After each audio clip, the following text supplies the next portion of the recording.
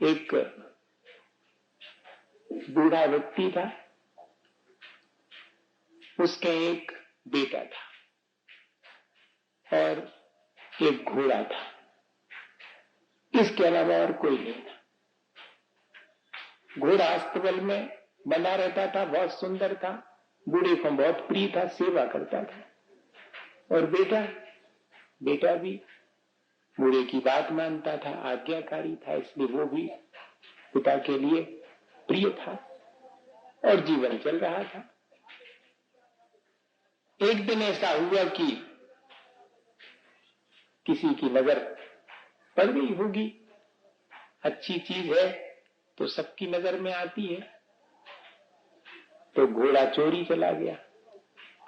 अब गांव के लोगों में ऐसा व्यवहार होता परस्पर कि किसी के कुछ हो जावे तो सब शामिल होते सुख दुख के अवसर पर बिना बनाए। तो पहुंचे लोग कि भाई हमें मालूम पड़ा है कि एक तो आपके घोड़ा था, इतना सुंदर था, और वो भी चोरी चला गया, ये तो अच्छा नहीं हुआ आपके साथ। तो बाबा जी तो अपने काम में लगे थे, कहने लगे भाई इसमें क्या अच्छा बुरा, इतना ही कहो कि घोड़ा था और अब नहीं है। तो लोगों के मन में भी आया कि बड़ा दुख का अवसर है, घोड़ा एक ही तो था और भग गया है। तो बाबा जी को ऐसी सब सूझ रही है, कह रहे हैं कि यही कहो अकेला के घोड़ा था अब नहीं रहा, इसमें क्या अच्छा और क्या बुरा। चले गए लोग। 8-10 दिन के बाद फिर मालूम पड़ा कि वो घोड़ा तो वापस आ गया रात में, और इतने ही नहीं 2-5 घोड़े उसके साथ और आ गए। अब सवेरे फिर लोग आ गए। लोगों का तो काम ही है ऐसे ही। अब जब उसके जीवन में देखा कि हर्ष का अवसर आया तो सब लोग आ गए बाहर से। अरे बाबा बहुत अच्छा हुआ, बहुत अच्छा हुआ, आपके तो एक घोड़ा क्या गया और साथ में 4-5 और घोड़े लेकर के आ गया, बहुत अच्छा हुआ। बाबा जी ने फिर वही बात दोहराई कि इसमें अच्छा और क्या बुरा। अरे इतना ही कहो कि घोड़ा चला गया था, वापस लौट आया, 4-5 घोड़े और आ गए, इसमें क्या भला और क्या बुरा। बहुत कटा होना, 4 पैसा बढ़ जाते हैं तो चेहरे पर प्रसन्नता आए बिना नहीं रहती। परिग्रह में आनंद किसको नहीं आता, लेकिन उसी को तो जीतना है कि इतना ज्यादा हर्ष ना हो जावे कि मुझे अपना स्वभाव ही भूल जावे। ये कह रहा हूं, हर्ष तो होता है, विषाद भी होता है, लेकिन ऐसा हर्ष विषाद न होवे कि जिसमें मैं अपने आत्म स्वरूप को भूलकर और उसी में गाफिल हो जाऊं। ऐसी दृष्टि हमें प्राप्त हो जाए। अब एक दिन ऐसा हुआ कि वो जो बेटा था वो नए घोड़ों के ऊपर बैठ करके और घूमने निकला। तो घोड़े तो नए सीखे के थे, तो घोड़े ने पटक दिया तो पैर टूट गया। अब फिर सब लोग आ गए। अरे बड़ा बुरा हुआ, काय को कहां से जी घोड़ा आए थे और लड़के को पटक दिया और उसके पैर टूट गए।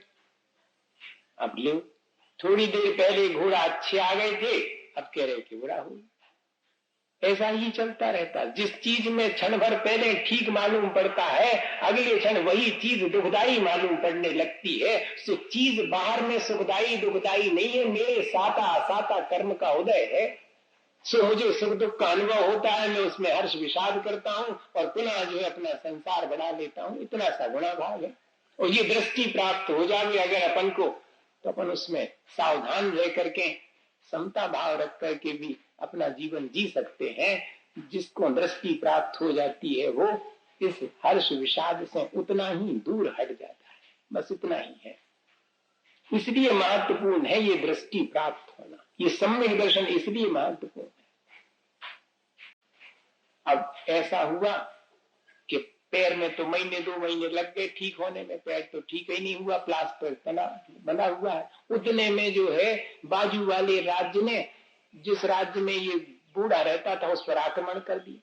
तो यहाँ के राजा ने अपने सिपाही सब दूर भेजे कि हर एक घर से एक लड़का तो सेना में भर्ती होना ही चाहिए। और आ गए सैनिक, सबके लड़के जिन जिन के थे सबको सेना में ले लिया, लेकिन बूढ़े के पास पहुंचे तो उसके बेटे के तो पैर टूटा हुआ था, कैसे ले जावे? तो नहीं ले गए। नहीं ले गए तो अब सब लोग फिर आ गए कि बहुत अच्छा हुआ, हम आओ तो चले गए, सुखा पता बच के है कि नहीं है, तुम आओ कम से कम है तो सामने, भले टूटो है पाओ। अब बताइए, ऐसा है अपने जीवन में हर्ष विषाद अपन करते हैं और जो होनहार है वो होती चली जाती है। हम ऐसी दृष्टि प्राप्त कर लें कि जो घटित हुआ है उसमें बाह्य और अंतरंग दोनों ही कारण मिलकर के चीज घटित हुई है, मैं व्यर्थ ही हर्ष विषाद करता हूं। तब समझना कि हाँ सचमुच मैं दृष्टि संपन्न हो गया हूं, मुझे एक ऐसी संसार में ठीक ठीक जीवन जीने की दृष्टि प्राप्त हो गई है। और कुछ भी नहीं है भैया, अगर आप गौर से इस चीज को समझेंगे और देखेंगे तो संसार में ज्यों के त्यों रहते हुए भी अगर दृष्टि अपन को प्राप्त हो जावे तो फिर जीवन जीने का ढंग ही बदल जाता है। फिर सब शांति से चलता हुआ मालूम पड़ता है। फिर 4 पैसा है तो ज्यादा हर्ष नहीं है और 4 पैसे नहीं है तो कोई विषाद नहीं है, जीवन आराम से चलता। और अभी तो अगर 4 हैं तो 40 का दुख है कि काय नहीं है 40। जिसके पास है वो भी सुखी हो गए ऐसा नहीं है। पुण्य उदय जिनके तिनके भी ना ही सदा सुख साता, यह जगवास जथारथ देखो सब दीखे दुखदाता। एक दृष्टि प्राप्त करने की बात है कि जिनके पुण्य का उदय उनके भी सब प्रकार की साता हो गए ऐसा नहीं है। रामचंद्र जी को भी जो है सब प्रकार की सुख सुविधा संपन्न थे, लेकिन दुख आया तो आया, किसको नहीं आता? महापुरुषों को भी आया। ये दृष्टि हमें प्राप्त हो जाए कि उस दुख में भी मैं अपने धर्म को नहीं भूलूंगा और उस सुख में गाफिल होकर के धर्म को छोड़ नहीं दूंगा। इतना अगर प्राप्त हो जाए तो यही निर्मलता हमारे जीवन को अच्छा बनाने में कारण बन सकती है।